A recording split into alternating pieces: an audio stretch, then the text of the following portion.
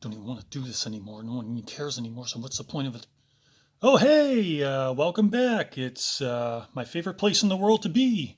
Finally replying to old videos, and we're now into part 10. So let's go ahead and get out of the way the comment from the last installment, part 9, which was from Michael Mistrella. This video had 8 likes in the first hour. By the second hour, it was down to 2. Had 6 likes not been stolen, the total would now be up to 14. I hate to keep mentioning the stolen numbers, but it is important to note corruption for those who offer restitution. Absolutely. And can you imagine how the monetized channels feel? Because I think the only reason I notice is the numbers are so low that you can tell when it goes from 8 to 2 or 10 to 4. But when someone's going from 1.6 thousand in the first few hours and then a few hours later they're like, oh, it's still only at 1.6 thousand. They don't even recognize that they just lost a few hundred, got them stolen, which is actually cutting into their ad revenue and making it harder for them to pay their mortgage, feed their children, set themselves up for life after retirement. So in that way, it's a relief that I'm still a small channel and I don't have to deal with having money stolen. Just the embarrassment of low numbers. So, getting back to the meat of the matter. Oh, it took away the video I saved, so now I have to find it again. Okay, here we are. His master plan revealed, part 6. Where we left off in the comment section was the comment from Sonia Marie Alves de Mello that I could have gotten in at the end of the last video, and instead I just stared off to space and proved that my channel probably doesn't even really deserve to be monetized with production quality like that. But let's get it in now. Sonia said, he is not about confrontation. That's right. Thumbs up. He killed them all asleep and comes up with a deep conversation. I will live to that. Private strangulations. Won't talk about that. More like it. I'm just reading it as it's written. T told all the crime times, etc. when trying to pretending to say the true, parentheses, the only true was the timeline in his liar, parentheses, again, he remembered so well when Shanann arrived. Okay, I'm getting that. I think I mentioned that too somewhere in the series, how he was awake and alert and aware of what time Shanann arrived home. Shows that he was waiting for her. It was important to him that night. He didn't just wake up because they had a crappy bed, as he says, and happened to notice that he felt her get into bed and then back to sleep. He was waiting for her to get home. It was probably dark in the room, and that was how he was aware that she was home, because then, remember, okay, it's 2 a.m., it's go time. He noted the time when she got home. And comparing it to all the other evidence, you can know that that's when he waited for her to fall asleep and then started his plan. Marion 9148 is about to give Sonia a run for the money with these comments coming up. Marion said, I have seen a close-up to the moment he looked in Shanann's car and took something out. It was her wedding ring. When he carried her to the basement, he got conscious of the ring and took it from her finger and placed it in her car. He planned to take it out later. On that day with the police, he opened the car and put it in his pocket. Nicole went into the bedroom 3 times and didn't see it. He went into the bedroom and placed it there then. He then again went in and, quote, found it. If you see it in slow motion, there is no doubt. I was happy to get that riddle solved, smiley face. Man, I thought I went into detail with this series, but with that detail, you went way further down. Close-ups. Yeah, he was skipping around frantically that morning, wasn't he? Doing all this stuff. He also ran upstairs to grab her phone and shove it in the couch because he wasn't planning on cops and Shanann's friends being there when he got home. So he then had to frantically hide the phone, but then thankfully Shanann's friend's son found the phone. Yet another thread unraveled. Marion has another comment here. It says, what you showed really excellent is his narcissistic belief of getting away with it because his former childhood experience was, no matter what he did, he was attributed as being a good boy. I was first confused about his mom, even yet holding on to that. Please fight. We will support you. We love you. You are railroaded and a true victim. Yeah, some of that stuff was tough to hear. I think that is the way they always reacted to his actions, however bad they were. He never had a chance to be rated with truth and lived by a lie his whole life. But as an adult, he should have recognized the difference between himself and his family and others and realized that that was wrong and actually a detriment to his growth as a human being. But he didn't. He chose to go with the delusion because he was so weak mentally. But anyway, getting on with this, that is the reason he still lies and thinks everyone will believe. Right, because there's so many moments where you hear him talking and you're like, he really expects people to just believe that?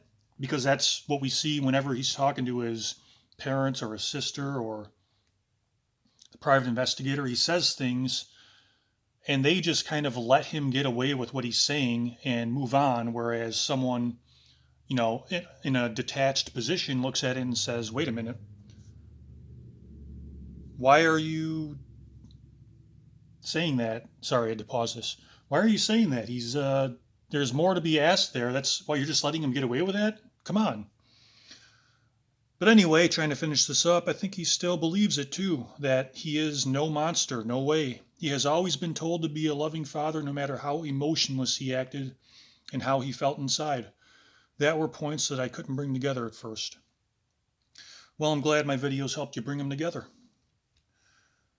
And I think this is Marion's final comment from this video. I think in the episode with the photo of his girls, he detected his own mistake and was trying to correct himself. He made it even worse with every sentence, though. Yeah. The mistake was to say she loved that shoes. And then he started over with she will always love them and she will always love the dress. Yeah. He recognized that he was speaking to them in the past tense, like, crap, I just gave away that I know they're already dead. And then he corrected it and says, she always loved those shoes. Which he can clear remember, parentheses. He later said he doesn't know the dress. Yeah, he just made that all up. And Graham and Tammy, to pad his ego in the prison interview where he said, I never saw that dress before. They were like, whoa, really? You lied to us about that? We can't believe that, Chris. But that was all bullcrap. They weren't surprised he was lying about the dress. Because that was the whole reason they were there is because of how much he lied in the initial interrogation. So why would they be surprised that he lied about the dress too? That was an act on Graham and Tammy's part to pump up Chris's ego because they can tell he wanted to divert the course of the conversation. So they were just going along with it to keep him happy so that they could then bring it back to where they wanted it to go afterwards. And then, continuing on with this comment, Marion says, and then he started messing around with tenses, past, future, even repeating his mistake to take the threat away. The harder he tried, the more he stuck himself in, that was a satisfying part about seeing the footage of Chris Watts, is that the harder he tries to look innocent, the guiltier he makes himself look. Is guiltier a word? When I first listened to the tapes, this was the point where I began to be sure he was guilty. Don't we all have those moments? Because there are so many. It's like every person that you hear from has a different moment from the evidence available and all the footage. It seems like everyone has their own moment where they realize, okay, he's definitely guilty, because there's just so many to pick from. It's like a bundle of grapes. Which is satisfying when a criminal gives himself away and then they get worldwide humiliation and then they get the consequences of their actions. Like, whew, they didn't get away with it, thank God. Not this time, someone didn't get away with it. Ben Andre 15 said, brilliant, love your analysis, can't wait for part 7. Well, Ben Andre, I hope that part 7 lived up to your expectations. Louise 5988, not to mention he was speaking of his children in past tense. He knew already their awful fate. He is such a dumbass. Did he really think they didn't know about his affair? Just by the way they asked the questions, he should have known. He is a dumbass, but to his credit, from that point of view, at that point, he had to stick with his story, no matter how much he might have, just like it was just mentioned earlier in the other comment, how he had to correct himself with his tenses. He had to stick with the story because he wanted to get away with it. So as long as they weren't going to say, Chris, you're guilty, you're arrested, he was just going to keep going with it as long as he thought he could get out of there afterwards. If they weren't going to just come out and say, Chris, we know you're guilty, like they finally did, and even then it was still like pulling teeth to get him to admit to something, he was just going to keep up the lies so that he could walk out of there a free man still. The next comment is from the quieter you become, the more you hear. I'm gobsmacked. I have watched an unbelievable amount of insight on this case, but none have answered the unanswered questions that kept me returning to it until I watched your series of analysis so far. Finally, some truth. Thanks for sharing this, and I look forward to your future uploads. Boy, the way you added that so far, and then I think, as far as I can tell, you didn't have many comments after that, if any. So I guess the so far ran out, and you had to move on to someone else. Okay, just a little time check there. Christine Candelet, got a French name there, says, but you are a very good actor in CW's role. About the routine, Graham asked him twice this question. First, explain me, Chris, your daily routine with your daughters. Protein shake, blah, blah, blah, snacks for the girls, their dresses, their bads, etc. And later, explain me the routine this Monday. Protein shake, chicken, water jug, blah, blah, blah. But no bags, no dresses, no snacks for the girls like every day. Bam, you are caught, Chris, is what Christine Candelet said.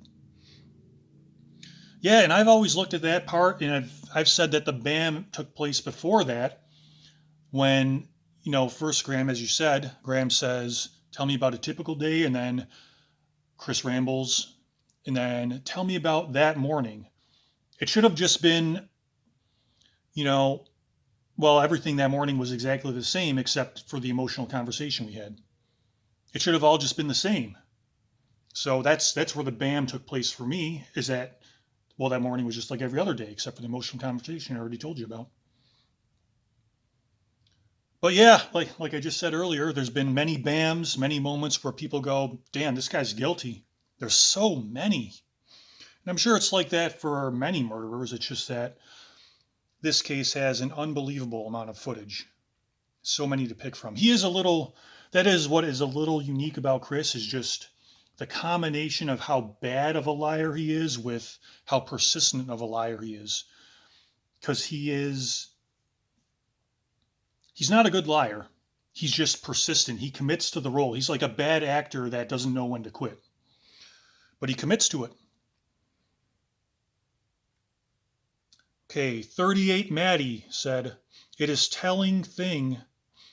No, that was actually written right. It is a telling thing the way it was so much fun for him to go over his usual day.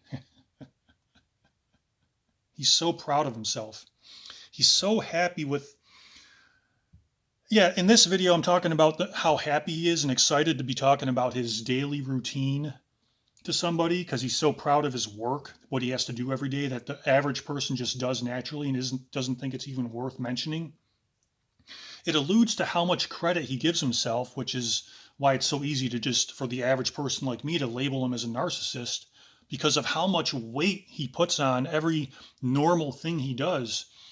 Like, I go back to that, when he met Shanann on their second date, I think it was, where he says, this is how I won over Shanann, is because I forgot my ID in the car and had to run back 2 miles in the summer, and I was all sweaty, and that really won over Shanann.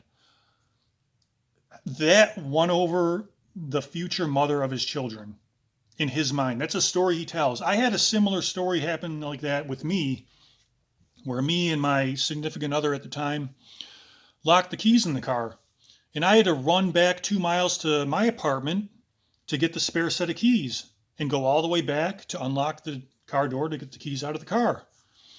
And that was actually a more harrowing story than Chris's story of just in the concert. He's going to be late to the concert, needs to get his ID, because there was actually some danger involved and me running back to get the keys for my car. And here's the thing that's weird about it. I've never thought that story was ever worth mentioning until now, to point out how boring of a story it is. And I have a boring life. I've never had an exciting job. Jesus, it wasn't even worth mentioning. And it was a more dangerous story than Chris's story that he mentions. His less exciting version of the story that I thought was too boring to ever mention, his less exciting version is one that he points out as a way that he won over the woman who would go on to be the mother of his children. That's how much weight he puts on his own actions. Just a regular thing, a regular everyday thing that anyone would do, is this major moment in his life. And no,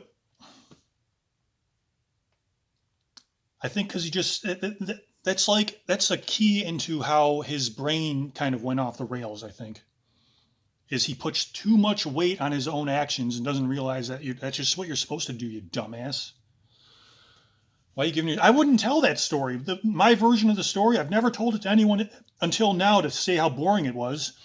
Because even if it is a great story, I wouldn't want people to think, why are you telling me that? Are you trying to prove to me how great you are? Who cares? Shut up and do your job, you idiot. I don't care that you ran back to your house to get your keys because you locked your keys in your car like a dumbass. It's not worth mentioning, but it's one of the major stories in his life. You know what? I think I'll just end it there. I really got to come up with a way to end these things better. I really don't have a good way to do it. So hopefully I'll see you next time, and this helped you get through your day.